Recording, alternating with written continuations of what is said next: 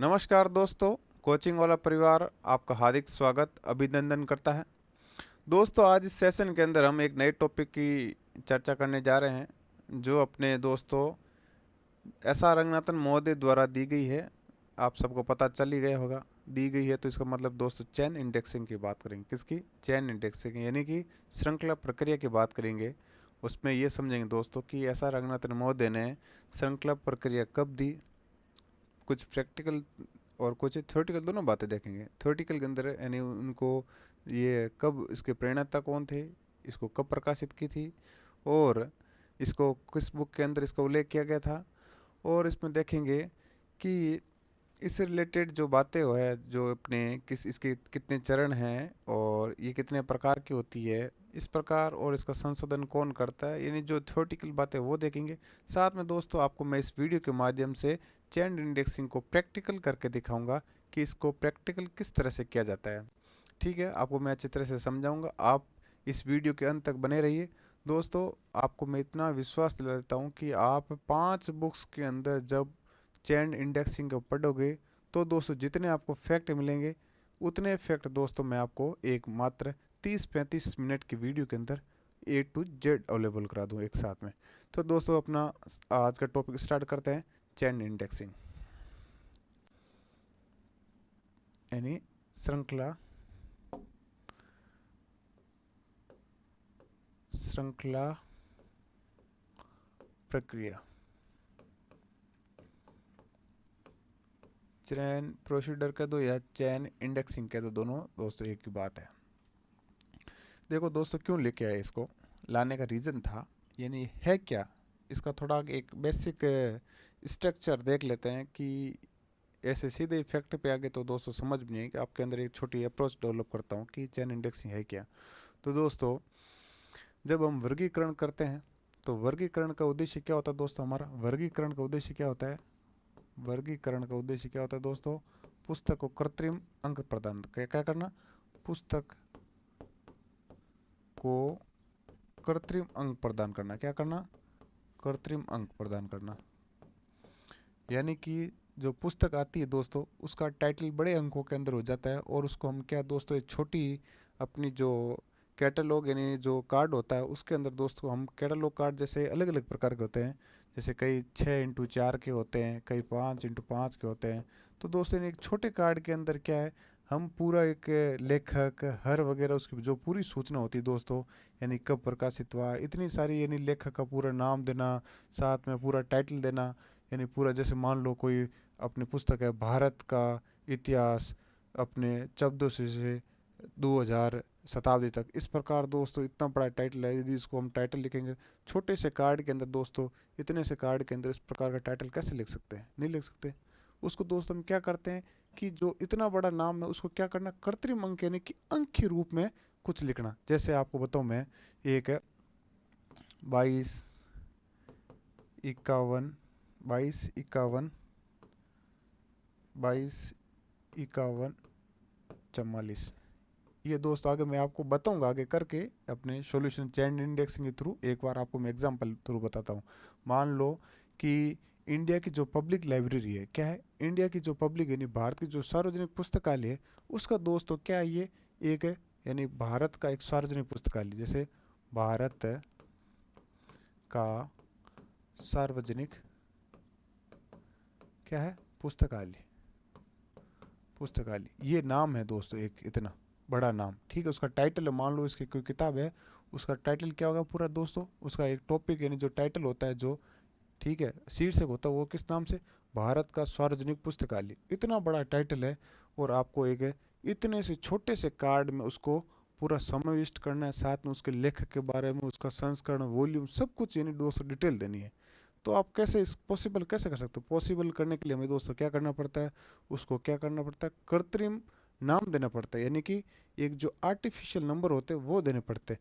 वो दोस्तों इस प्रकार दिए जाते हैं। अब इतने नंबर दोस्तों, यानी इतना बड़े नाम का 1 2 4 6, यानी 6 डिजिट के अंदर हम इतना संक्षिप्त कर देते हैं। ठीक है, वर्गीकरण के माध्यम से कर दिया। अब क्या करते हैं दोस्तों, यदि इसी नाम को वापस, यानी जो कृत्रिम नाम था, यानी पुस्तक का कृत्रिम नाम था, जो वर्गीकरण के माध्यम से क्या था, इसको वापस क्या करना दोस्तों, प्राकृतिक नाम में, प्राकृतिक नाम में, किस नाम में, प्राकृतिक नाम में, यानी कि जो पहले नाम था दोस्तों, प्राकृतिक नाम यानी जो ओरिजिनल पहले नेम था, उस नेम के अंदर वापस कन्वर्ट करने के लिए, यानी वापस उस प्राकृतिक नाम में लाने के लिए दोस्तों किसका प्रयोग करते हैं, श्रृंखला प्रक्रिया का प्रयोग करते हैं। चेन इंडेक्सिंग के थ्रू उसको क्या करते हैं, वापस है पुस्तक के कृत्रिम अंक को प्राकृतिक अंक के अंदर यानी उसके वास्तविक नाम के अंदर परिवर्तन कर सकते हैं। जैसे मान लो आपको मैं एग्जांपल में एक समझाऊंगा, आगे चल के जो पूरी प्रोसेस, यानी आपको पहले थ्योरेटिकल पार्ट करवा देता हूँ, उसके अंदर जो रूल थे वो लिखा देता हूँ, उसके बाद आपको प्रैक्टिकल कराऊंगा। ठीक है, तो अपने पहले तो ये समझ लो कि ये जो नाम दे रखा है, इसको भारत का सार्वजनिक पुस्तकालय नाम को इस नाम से इस नाम कन्वर्ट करने के लिए एक श्रृंखला प्रक्रिया का क्या करते हैं दोस्तों, यूज़ करते हैं। आपको समझ में आ गया होगा, एक बेसिक जो कंसेप्ट होता है, अप्रोच होती है, वो दोस्तों आई थिंक आपके अंदर डेवलप हो गई होगी कि चेन प्रोसेस का प्रयोग क्यों करते हैं। ठीक है दोस्तों, अब हम उसकी क्या थोड़ी प्रैक्टिकल से पहले थ्योरेटिकल नॉलेज लेते हैं, जो एग्ज़ाम के पर्पज से वेरी इंपॉर्टेंट है दोस्तों। एसआर रंगनाथन से रिलेटेड है और अपने सीसी के अंदर यूज होती है, यानी क्लासिफाइड कैटलॉग कोड। आपको मैं आगे पढ़ाऊंगा दोस्तों, प्रैक्टिकल पार्ट है, विश्वास दिलाता हूँ 100% ऐसा पढ़ाऊंगा कि एग्जाम के अंदर एक भी क्वेश्चन आपके गलत नहीं होगा, पूरा प्रॉमिस करता हूँ आपको 100% देके पढ़ाऊंगा। ठीक है, पहले इतना समझ लो आप है कि अपने ये एक बेसिक मेथड आपको समझ में आ गया। अब करते हैं दोस्तों थ्योरेटिकल बात, थ्योरेटिकल से हम दोस्तों इसको आएंगे किस पे, प्रैक्टिकल बात पे। ठीक है, चलते हैं आगे कि इसकी थ्योरेटिकल क्या बात है। ठीक है, तो दोस्तों सबसे पहले बात करते हैं कि श्रृंखला प्रक्रिया, जो जिसे श्रृंखला प्रक्रिया, पहले इसका थोड़ा नाम जान लेते हैं, उत्पत्ति देने वाला। श्रृंखला प्रक्रिया जिसे क्या कहते हैं दोस्तों, चेन प्रोसीडर कहते हैं। ठीक है दोस्तों, प्रोसीडर यानी श्रृंखला प्रक्रिया का दूसरा नाम क्या, इसको एक अन्य नाम से जानते हैं, दूसरा नाम क्या कहते हैं दोस्तों, चेन इंडेक्सिंग कहते हैं, चेन इंडेक्सिंग। ठीक है, यदि एग्जाम में पूछा जाए कि श्रृंखला प्रक्रिया का दूसरा नाम क्या दोस्तों, तो चेन इंडेक्सिंग है। ठीक है, इसका प्रणेता कौन था, चेन इंडेक्सिंग या फिर अपने चेन प्रोसीडर का दोस्तों प्रणेता यानी देने वाला कौन था, इसको बनाने वाला कौन था, तो वो दोस्तों थे एस.आर. रंगनाथन। ठीक है, भारतीय पुस्तकालय विज्ञान के जो जनक थे, उन्होंने इस सिस्टम को बनाया था। ठीक है, और श्रृंखला प्रक्रिया जो थी, श्रृंखला प्रक्रिया जो यानी चेन इंडेक्सिंग थी दोस्तों, चेन इंडेक्सिंग, चेन इंडेक्सिंग को डिज़ाइन कब किया दोस्तों, 1934 में किया, डिज़ाइन 1934 में किया। लेकिन 1938 में अपनी पुस्तक आई दोस्तों, रंगनाथन की एक पुस्तक आई जिसका नाम क्या था दोस्तों, नाम था थ्योरी ऑफ लाइब्रेरी कैटलॉग। ठीक है दोस्तों, कैटलॉग, इसमें दोस्तों चेन इंडेक्सिंग का क्या क्या उल्लेख किया, क्या क्या उल्लेख, ठीक है, उल्लेख किया। यदि आपसे पूछा जाए दोस्तों कि चेन इंडेक्सिंग का प्रणेता कौन, एस.आर. रंगनाथन, और आपसे ये पूछा जाए कि चेन इंडेक्सिंग का सर्वप्रथम डिज़ाइन कब किया, तो दोस्तों डिज़ाइन 1934 में किया। यदि आपको पूछे कि चेन इंडेक्सिंग को दोस्तों किस पुस्तक में एस.आर. रंगनाथन ने पहली बार उल्लेख किया, तो थ्योरी ऑफ लाइब्रेरी कैटलॉग के अंदर। यदि आपसे पूछे कि चेन इंडेक्सिंग का प्रथम बार उल्लेख किस सन में हुआ, तो सन पूछे दोस्तों 1938 के अंदर। ठीक है, आगे बात करते हैं। आगे बात आती है दोस्तों अपने कि श्रृंखला प्रक्रिया क्लास नंबर के माध्यम से बनाई जाती है। क्या बनाई जाती है, श्रृंखला प्रक्रिया क्लास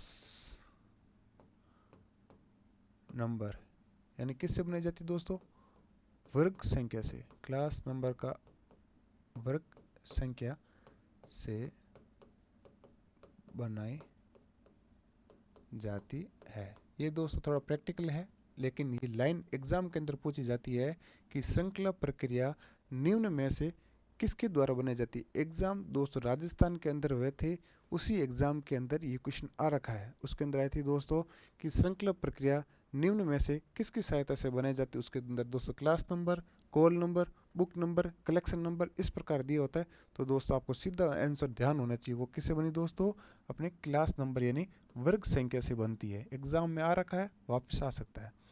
आगे बात की जाए दोस्तों तो अपने कृत्रिम भाषा को प्राकृतिक भाषा में बदलने के लिए, यानी कृत्रिम भाषा, अभी आपको एग्जाम्पल थ्रू समझा था, कृत्रिम भाषा को प्राकृतिक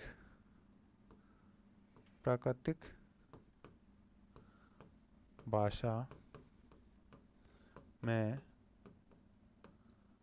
बदलने हेतु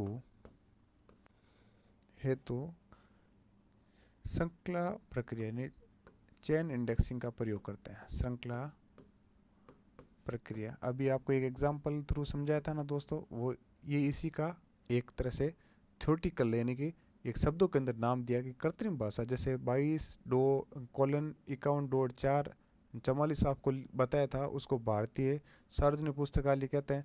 उसी को दोस्तों क्या है, ये बोल रहा है कि कृत्रिम भाषा को प्राकृतिक अपने भाषा में बदलने की श्रृंखला प्रक्रिया का प्रयोग करते हैं। ठीक है दोस्तों, और बात की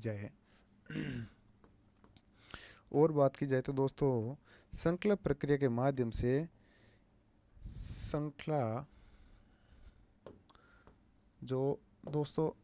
श्रृंखला प्रक्रिया बनाई जाती है, उसके माध्यम से दोस्तों एक एंट्री बनाते हैं, उसको बोलते हैं दोस्तों क्लास इंडेक्स एंट्री। श्रृंखला यानी चेन इंडेक्सिंग यानी श्रृंखला प्रक्रिया के माध्यम से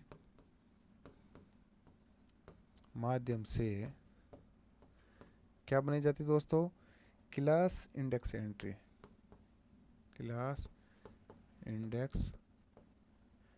बनाई जाती है।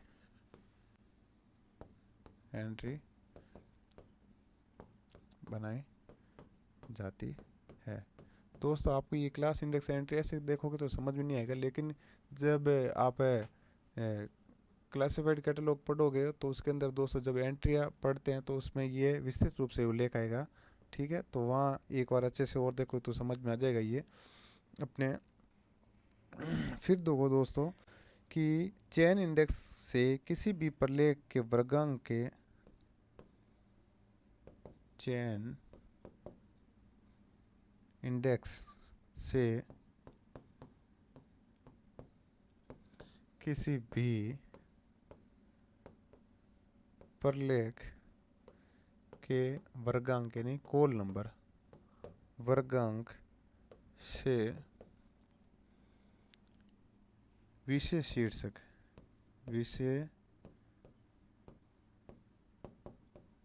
शीर्षक हेतु प्रयोग में लेते हैं। अब दोस्तों ये और ये लैंग्वेज एक जैसी, लेकिन क्वेश्चन एग्जाम में थोड़ा अलग तरह से पूछा था। किस प्रकार, जैसे ये और ये लाइन है दोस्तों एक ही प्रकार की है, लेकिन तीनों बार एग्जाम के अंदर अलग अलग तरह से पूछा। किस प्रकार से पूछा है, एक बार तो पूछ लिया श्रृंखला प्रक्रिया किसके माध्यम से बनाई जाती है, तो क्लास नंबर यानी वर्ग संख्या के द्वारा बनाई जाती है। एक बार पूछा कि अपने कृत्रिम भाषा को प्राकृतिक भाषा में बदलने के लिए किस अपने प्रोसीजर का प्रयोग करते हैं, तो दोस्तों वो कौन सी अपने अपने प्रोसीडर या फिर चेन इंडेक्सिंग हो गई। और एक बार पूछा था दोस्तों चेन इंडेक्स के माध्यम से, यानी उसमें क्वेश्चन ये था कि किस पद्धति के द्वारा किसी भी प्रलेख का वर्गांक को विशेष शीर्षक हेतु निकालने में प्रयोग लेते हैं। विशेष शीर्षक जैसे दोस्तों अभी आपको एग्जाम के थ्रू मैंने बताया था, बस लैंग्वेज अलग है, बात दोनों दोस्तों तीनों की भावना एक है। जैसे 22, 51, 44 ये भी उदाहरण बताया था आपको मैंने।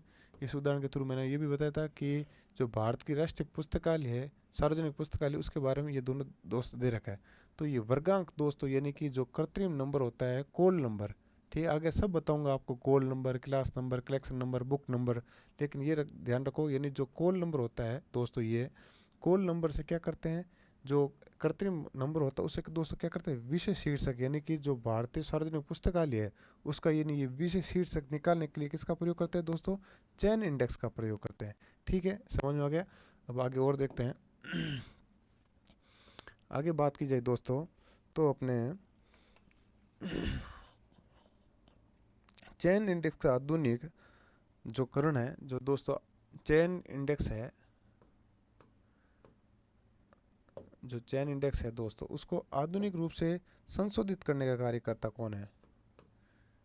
चेन इंडेक्स को समय समय पर दोस्तों आधुनिकीकरण करते हैं ना, अपडेट करते हैं ना, आधुनिकीकरण, आधुनिकीकरण कौन करता है दोस्तों, आधुनिकीकरण DRTC, document research training centre के द्वारा किया जाता है। ठीक है दोस्तों, यानी DRTC है ना दोस्तों, वो क्या करता है, अपने चेन इंडेक्स को संशोधित यानी समय पर आधुनिकीकरण करता रहता है, उसमें संशोधन करता रहता है और उसको समय समय पर अपडेट करने का कार्य कौन करता है दोस्तों, DRTC करता है। ठीक है, आगे बात की जाए दोस्तों तो अपने चेन इंडेक्सिंग का प्रयोग शीर्षक की प्राप्ति हेतु CC के लिए किया जाता है, यानी कि दोस्तों चेन इंडेक्सिंग का प्रयोग किस लिए किया जाता है दोस्तों, क्लासिफाइड कैटलॉग कोड CCC हेतु, क्लासिफाइड कैटलॉग कोड हेतु किया जाता है। अब देखो क्लासिफाइड कैटलॉग कोड क्या है दोस्तों, यानी ये एक ऐसी पद्धति है जिसके द्वारा क्या किया जाता है दोस्तों, सूचीकरण का निर्माण किया जाता है। क्या किया जाता है, इंडेक्सिंग दोस्तों बनाई जाती है, और सॉरी कैटलॉगिंग बनाई जाती है। उस कैटलॉगिंग के अंदर दोस्तों जो अपने टाइटल निकालने के लिए, विषय निकालने के लिए जो प्रोसीजर काम में लेते हैं वो चेन इंडेक्सिंग है। किस लिए काम आती है, आपको क्वेश्चन पूछेगा एग्जाम के अंदर आ रखा है कि CC के अंदर विषय शीर्षक हेतु किस पद्धति का काम लेते हैं, तो दोस्तों कौन सी है, चेन इंडेक्सिंग। कौन सी है, चेन इंडेक्सिंग है। ठीक है दोस्तों, और चेन इंडेक्सिंग दोस्तों प्रयोग क्यों आता है, विषय शीर्षक की प्राप्ति हेतु, और किसके लिए आता है, CC के लिए आता है। ठीक है, यानी CC के अंदर अपने विषय शीर्षक प्राप्ति हेतु चेन इंडेक्सिंग का प्रयोग करते हैं। और बात करते हैं दोस्तों तो अपने चेन इंडेक्सिंग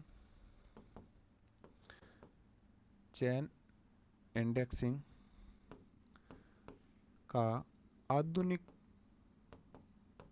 रूप क्या है दोस्तों, पॉप्सी है। क्या है, पॉप्सी है। ये भी दोस्तों एक इंडेक्सिंग का प्रकार है जिससे शीर्षक निकाला जाता है, जिसे डॉक्टर गणेश भट्टाचार्य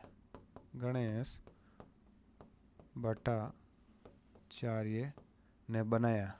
किसने बनाया, गणेश भट्टाचार्य ने बनाया।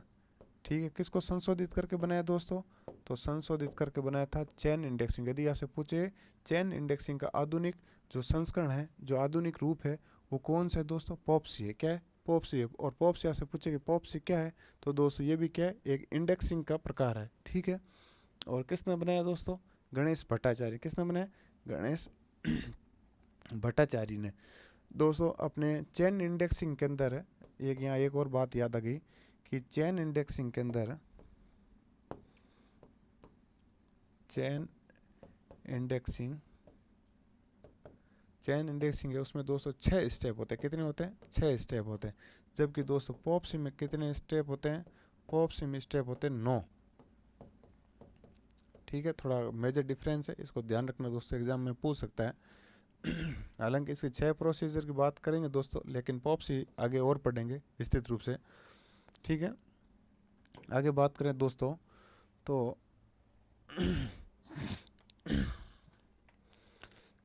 चेन इंडेक्सिंग में दोस्तों क्या होती है, कड़ियाँ कितने प्रकार की होती है, आप सबको पता होना चाहिए। चेन इंडेक्सिंग में कड़ियाँ यानी लिंक 4 प्रकार के होते हैं। कितने प्रकार? 4 प्रकार के होते हैं। बात करते हैं कौन कौन से हैं। ठीक है, बात करते हैं। जो फर्स्ट नंबर होता है दोस्तों, उसे कहते हैं मिथ्या कड़ी। क्या कहते हैं? मिथ्या कड़ी। ठीक है। जो दूसरे नंबर पे आता है दोस्तों, उसे कहते हैं अपने एक खोज कड़ी। एक खोज कड़ी। तीसरे पे आता है दोस्तों, उसे कहते हैं खोज कड़ी। खोज कड़ी। और जो दोस्तों चौथे नंबर पे आता है, उसे कहते हैं दोस्तों कृत्रिम कड़ी। क्या कहते हैं? कृत्रिम कड़ी। अब दोस्तों हिंदी के अंदर थोड़ा कन्फ्यूजिंग होता है, और हिंदी टर्म वहाँ अलग लिखी हुई होती है, इसलिए आपको इंग्लिश ही करनी पड़ेगी याद है। और एक बार एक क्वेश्चन आया भी था दोस्तों, तो हिंदी टर्म इतनी गड़बड़ लिखी थी, ये कुछ मिला ही नहीं, उसके जगह कुछ दूसरे नाम मिल लेते हैं। तो यहाँ देखो मिथ्या कड़ी होती है दोस्तों, उसको कहते हैं फॉल्स लिंक। क्या कहते हैं? False link. False link. जो एक एक खोज खड़ी होती है दोस्तों, अनसाउट लिंक कहते हैं। क्या कहते हैं? अनसाउट लिंक। क्या कहते हैं? अनसाउट लिंक। ठीक है। जो खोज खड़ी होती है दोस्तों, उसे कहते हैं साउट लिंक। क्या कहते हैं? साउट लिंक। एक खोज को दोस्तों अनसाउट लिंक, और इसको साउट लिंक। जो कृत्रिम होती है दोस्तों, उसे कहते हैं पेसिड्यू। क्या कहते हैं दोस्तों? पेसिड्यू। ठीक है, पेसिड्यू लिंक। ये 4 प्रकार की होती है दोस्तों।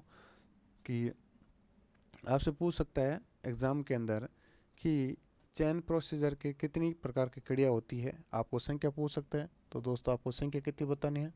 कि ये अपने 4 प्रकार की होती है। कितनी होती है दोस्तों? 4 प्रकार की होती है कड़ियाँ। ठीक है, आपको एक 4 प्रकार याद रखने हैं। साथ में दोस्तों यदि पूछे, आपको क्रम पूछे कि पहले क्रम कौन सा आएगा, तो false link, unsought link, sought link और पेसिडिंग लिंक, ये 4 प्रकार की आपको कड़ियाँ याद रखनी है।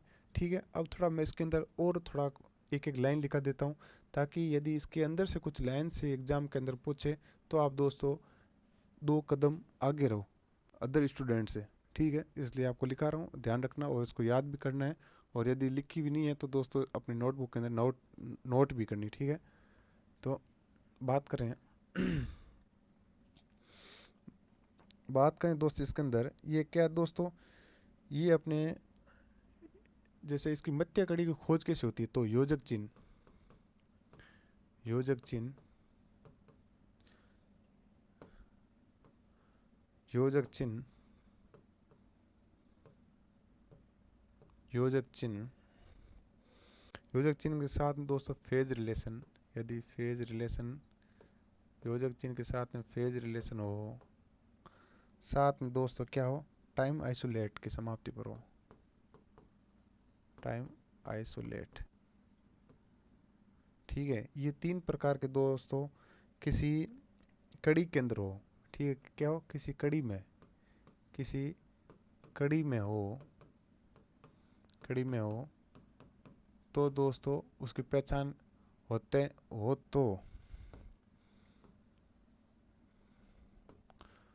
हो तो किस प्रकार की ये दोस्तों कड़ी होगी, वो दोस्तों मिथ्या कड़ी होगी। यानी कोई सेंटेंस दे रखा है, उसके अंदर कोई योजक चिन्ह का प्रयोग होता है दोस्तों। ठीक है, यानी जो जोड़ने के लिए शब्द का प्रयोग होता है, जैसे योजक यानी चिन्ह का प्रयोग होता है। और साथ ही अंदर दोस्तों उसमें फेज रिलेशन हो। फेज रिलेशन का प्रयोग दोस्तों जीरो के रूप में होता है, यदि जीरो हो साथ में। और साथ में दोस्तों क्या हो, टाइम आइसोलेट, यदि समय दे रखा होता है उसके साथ में। तो इस प्रकार की जो कड़ियाँ होती है, वो दोस्तों किस प्रकार की होती है? मिथ्या कड़ी होती है। ठीक है, मिथ्या कड़ी होती है। साथ में दोस्तों एक खोज कड़ी की बात करते हैं कि एक खोज कड़ी में क्या होता है, तो एक खोज कड़ी में दोस्तों इसमें क्या होता है, पाठ्य सामग्री द्वारा पाठक या फिर पाठ्य सामग्री, पाठ्य सामग्री, पाठ्य सामग्री क्या करता है दोस्तों, पाठक द्वारा, पाठ्य सामग्री पाठक द्वारा, पाठ्य सामग्री पाठक द्वारा पाठ्य सामग्री पाठ्य द्वारा खोज की जाने खोज किए जाने की संभावना कम रहती। क्या रहती दोस्तों? संभावना कम रहती है। ठीक है, यानी क्या होता है कि एक खोज कड़ी होती है ना दोस्तों, उसमें क्या है, पाठक है ना, उस पुस्तक की मांग करने की जो संभावना होती है वो दोस्तों ना के बराबर होती है। यानी पाठक क्या है कि उसकी जो टाइटल निकलता है एक खोज कड़ी पर, उसे पुस्तक कभी मांग नहीं करता है। ठीक है, आगे बात करते हैं अपने खोज कड़ी। तो इसमें दोस्तों नाम ही खोज कड़ी है, तो इससे पता चल जाता है कि पाठक पाठ्य सामग्री की खोज करता है। क्या करता है? पाठक पाठ्य सामग्री की खोज करता है। क्या करता है? खोज करता है। ठीक है दोस्तों। कृत्रिम या पैसिव लिंक की बात आती है दोस्तों, तो दोस्तों इसमें क्या है, क्लास नंबर बनती है। इससे क्या बनती है दोस्तों? कृत्रिम कड़ी से क्लास नंबर बनती है। क्या बनती है? क्लास नंबर बनती है। यदि आपसे दोस्तों कोई क्वेश्चन पूछे एग्जाम के अंदर, तो दोस्तों इस कड़ियों में से यदि कोई क्वेश्चन आएगा, ठीक है, कितना भी घुमा दे दोस्तों, लेकिन आपका आंसर गलत नहीं होगा। अब वो एग्जाम के अंदर दोस्तों क्वेश्चन किस प्रकार से पूछता है, या तो वो क्या करेगा, अपने देता है कि पाठक द्वारा किस खड़ी के माध्यम से पाठक अपने पाठ्य सामग्री की मांग करता है। तो पाठक पाठ्य सामग्री मांग कौन सी कड़ी से करता है दोस्तों? कौन सी होगी? खोज कड़ी से। ठीक है, यदि पूछे कि भाई किस कड़ी के माध्यम से क्लास नंबर बनती है, ठीक है, कौन सा लिंक है जिससे क्या क्लास नंबर बनती है, तो दोस्तों कृत्रिम कड़ी है, उसे अपनी क्लास नंबर बनेगी। ठीक है, और कौन सी कड़ी के माध्यम से पाठ्य सामग्री न के बराबर मांगने की संभावना होती है, वो किससे होती है दोस्तों? वो होती है एक खोज कड़ी से। और यदि ऐसे पूछे कि किस कड़ी के अंदर या किस लिंक के अंदर फेज रिलेशन और साथ में टाइम आइसोलेट हो या फिर किस चिन्ह का प्रयोग होता है, वो किस प्रकार की कड़ी होती है, तो दोस्तों वो किस प्रकार की कड़ी होगी? वो अपनी होगी दोस्तों मिथ्या कड़ी। ठीक है, फॉल्स लिंक होगी। ये इस प्रकार कड़ियों से रिलेटेड दोस्तों क्वेश्चन आते हैं और आपके गलत नहीं होने चाहिए। और इसमें से यदि क्वेश्चन आएगा तो दोस्तों इसी के बाहर तो कभी जा भी नहीं सकता, इसी के अंदर से क्वेश्चन आएगा। आगे बात करते हैं दोस्तों, तो अपनी आगे बात आएगी दोस्तों, इसके 6 स्टेप है। क्या आएगी? चेन प्रोसीजर के जो चेन इंडेक्सिंग है, इसके 6 स्टेप। चेन इंडेक्सिंग के कितने स्टेप दोस्तों? 6 स्टेप। अब थोड़ी प्रैक्टिकल बात है, लेकिन इसको पहले थ्योरेटिकल रूप में लिख के फिर प्रैक्टिकल समझेंगे। ठीक है, चेन इंडेक्सिंग के 6 स्टेप है। पहले स्टेप में क्या करते हैं दोस्तों? पहले स्टेप में क्या करते हैं, क्लास नंबर एक श्रृंखला का रूप में लिखते हैं। क्या लिखते हैं? क्लास नंबर को एक श्रृंखला रूप में, क्लास नंबर को एक श्रृंखला के रूप में लिखते हैं। क्या लिखते हैं? एक श्रृंखला के रूप में लिखते हैं। ठीक है, जब स्टेप 2 की बारी आती है दोस्तों, यानी स्टेप 2 के अंदर क्या करते हैं दोस्तों कि प्रत्येक जो क्लास नंबर थी उसके सामने बराबर के चिन्ह लगाते हैं। यानी प्रत्येक क्लास नंबर के सामने, प्रत्येक क्लास नंबर के सामने इक्वल का चिन्ह लगाकर, इक्वल का चिन्ह लगाकर प्रत्येक क्लास का प्राकृतिक नाम लिखा जाता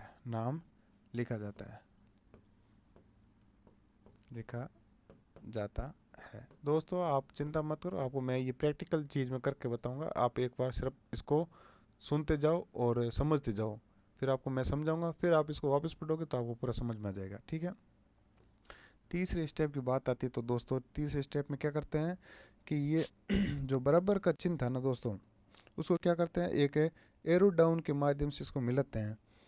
इस चरण में जो इक्वल के साइन थे, चिन्ह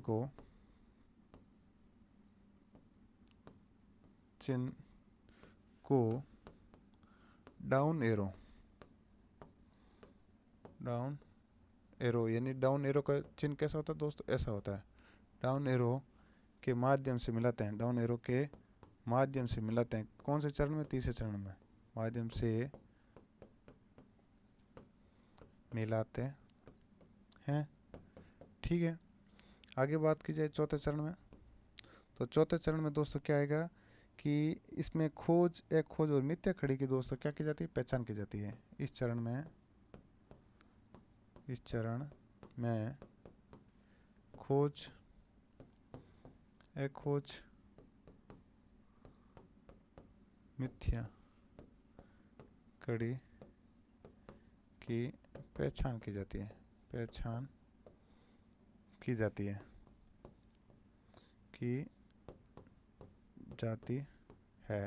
ठीक है, आगे दोस्तों पांचवा चरण है। पांचवें चरण में क्या था दोस्तों कि अपने अंतिम कड़ी से, जो अंतिम कड़ी होती दोस्तों, अंतिम कड़ी से वर्गांक के अनुसार या अपने वर्ग के अनुसार, या पहले ये लिख दो कि अंतिम कड़ी से नीचे से ऊपर की ओर, नीचे से ऊपर की ओर क्या किया जाता है दोस्तों, नीचे से ऊपर की ओर अपने शीर्षक लिखना स्टार्ट करते हैं। शीर्षक लिखना शुरू करते हैं। एक अंतिम चरण दोस्तों, अंतिम चरण क्या है, जो 6 नंबर का, उसमें दोस्तों खोज कड़ी के माध्यम से, खोज कड़ी बोले तो दोस्तों अपने साउट लिंक के माध्यम से, खोज कड़ी के माध्यम से क्लास इंडेक्स एंट्री बनती है। क्लास इंडेक्सिंग एंट्री बनती है। ठीक है दोस्तों, ये तो एक तरह की बात है अपने लिखने वाली थी कि जो 6 चरण होते हैं वो किस प्रकार के चरण के अंदर क्या बातें होती है। पहले के अंदर क्या था दोस्तों, पहले के अंदर था कि जो अपने सूत्र होते हैं, जो अपने कृत्रिम नंबर होते हैं, उनको क्या है कि ऊपर से नीचे की ओर लिख लेते हैं। ठीक है, एक श्रृंखलित रूप लिखते हैं। फिर द्वितीय चरण में क्या करते हैं कि अपने उसके संख्या के बराबर अपने क्या करते हैं, बराबर का चिन्ह लगाते हैं। बराबर के चिन्ह लगाकर दोस्तों जो संख्या होती है उसका क्या करते हैं, कृत्रिम से प्राकृतिक नाम के अंदर उसका ट्रांसलेशन करते हैं। ठीक है, फिर तृतीय चरण में दोस्तों क्या करते हैं कि जो डाउन एरो का चिन्ह होता है, नीचे की ओर जो तीर का चिन्ह होता है, उसके माध्यम से दोस्तों जो इक्वल का चिन्ह होता है उसको मिलाते जाते हैं। ठीक है, चौथे चरण में दोस्तों खोज मिथ्या खड़ी की पहचान की जाती है। पांचवें चरण के अंदर दोस्तों क्या किया जाता है कि अपने जो नीचे से ऊपर की ओर शीर्षक का लिखते जाते हैं। और छठे चरण में दोस्तों अपने खोज कड़ी यानी साउट लिंक से दोस्तों क्या की जाती है, अपने जो अपने क्लास इंडेक्स एंट्री का निर्माण किया जाता है। इसके अंदर से दोस्तों एग्ज़ाम के अंदर ये क्वेश्चन बहुत आता है कि किस कड़ी के माध्यम से क्लास इंडेक्स एंट्री बनाई जाती है। क्या बनते हैं, क्लास इंडेक्स एंट्री किस एंट्री के अपने किस लिंक के माध्यम से या किस कड़ी के माध्यम से बनती है दोस्तों, तो खोज कड़ी के माध्यम से बनती है। इंपॉर्टेंट क्वेश्चन है। वैसे इसके चरण 6 है तो एक क्रम वाइज याद रखना है, सीक्वेंस वाइज। बाकी ये क्वेश्चन इंपॉर्टेंट है, एग्जाम में आ रखा है और बहुत आने के चांस होते हैं। अब दोस्तों ये तो हमने देख लिया, अब हम देखते हैं प्रैक्टिकल एक क्वेश्चन करके, और फिर ये देखते हैं दोस्तों कि इसके आपको समझ में आया कि नहीं आया। वापस इसकी थ्योरी पे पाएंगे। अब देखते हैं दोस्तों प्रैक्टिकल पे। प्रैक्टिकल की बात आई दोस्तों, तो आपको मैंने सबसे पहले ही एक है लिखाया था 22:51 22:51 डॉट 44 ये लिखा था दोस्तों। अभी ये फर्स्ट अपने इसका चरण देखे दोस्तों। फर्स्ट चरण क्या बोल रहा है कि फर्स्ट क्लास नंबर को एक श्रृंखला के रूप में लिखते हैं। ठीक है, ये बोल रहा है, तो चलो श्रृंखला के रूप में लिखते हैं दोस्तों, इसने बोला है तो। श्रृंखला के रूप में कैसे लिखेंगे दोस्तों कि पहले लिखेंगे 2, फिर लिखेंगे 2 2, फिर लिखेंगे 2 2 कॉलन। ठीक है दोस्तों, फिर क्या लिखेंगे 2 2 कॉलन 5, फिर क्या लिखेंगे 2 2 कॉलन 5 1, फिर लिखेंगे दोस्तों 2 2 कॉलन 5 1 पॉइंट यानी डॉट 4, फिर कहेंगे दोस्तों 2 2 कॉलन 5 1 4 4। ठीक है दोस्तों, इस प्रकार ये अपने श्रृंखला के रूप में लिख दिया। लिखा नहीं लिखा दोस्तों, इसने फर्स्ट स्टेप में बोला था कि जो क्लास नंबर होती है उसको किस में लिखना है दोस्तों, श्रृंखला के रूप में लिखना। ठीक है, अब सेकंड स्टेप क्या बोल रहा है दोस्तों,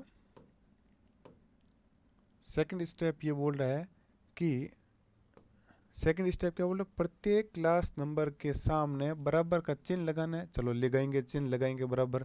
और प्रत्येक क्लास के प्राकृतिक नाम का क्या करना है दोस्तों, उसको जो क्लास नंबर था कृत्रिम से प्राकृतिक नाम के अंदर ट्रांसफर करना है। ठीक है, चलो करते हैं। एक तो बराबर का चिन्ह लगाया, चलो इसने बोला बराबर चिन्ह लो, बराबर चिन्ह लगा दिए। ठीक है,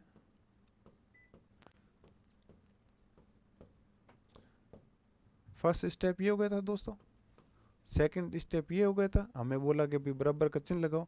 बाद में दोस्तों क्या होता है, जब हमारे पास है अपने कॉलन क्लासिफिकेशन रहती है, जब हमें ये इंडेक्स निकालते हैं दोस्तों, हमारे पास कॉलन क्लासिफिकेशन रहती है। उस कॉलन क्लासिफिकेशन के अंदर जो अपने ये जो नंबर होते हैं इनके दोस्तों कोडिंग कर रखी होती है। आपने रीजनिंग अंदर कोडिंग पढ़ा है ना, जैसे यदि 2 का मतलब आगे जाके कुछ गाय है भैंस है, इस प्रकार से कोडिंग होता है। फिर पूछ इसका मतलब क्या हो, तो हम पीछे के देख के बता सकते हैं कि इसका मतलब क्या होता है। उसी प्रकार दोस्तों कॉलन के अंदर कोडिंग दे रखी होती है, इंडेक्स दे रखा होता है।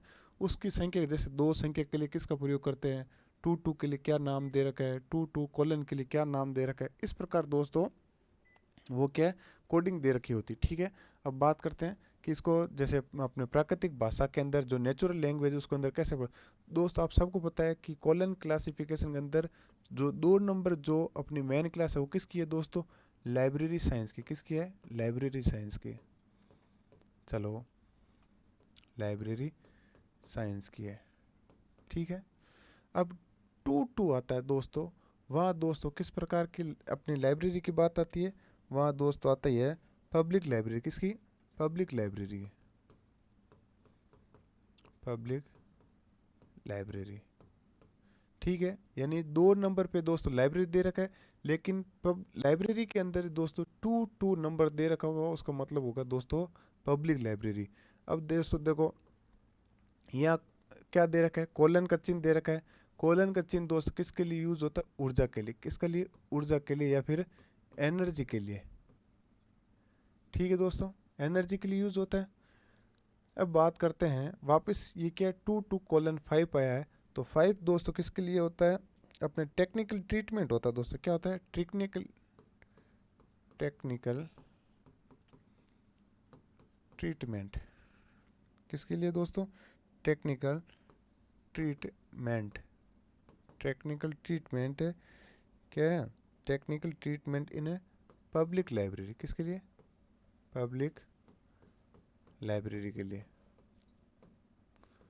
ठीक है, यानी 2 2 कॉलन 5 दे रखा होगा जहाँ दोस्तों अपनी कॉलन के अनुसार, वहाँ दोस्तों क्या दे रखा होगा, technical treatment in public library. 2 2 5 1 के लिए दोस्तों इस प्रकार के जो दे रखे होते हैं, वहाँ दोस्तों classification in a public library दे रखा, क्या होगा, classification classification in a public library. ठीक है, अब जहाँ 2 2 कॉलन 5 1 डॉट 4 आता है, तो 4 दोस्तों किसके लिए यूज़ होता है, अपने स्पेस आइसोलेट के अंदर हमने पढ़ा था 4 होता है दोस्तों एशिया के लिए यूज़। 4 नंबर है वो एशिया के लिए यूज होता है। तो क्लासिफिकेशन इन ए पब्लिक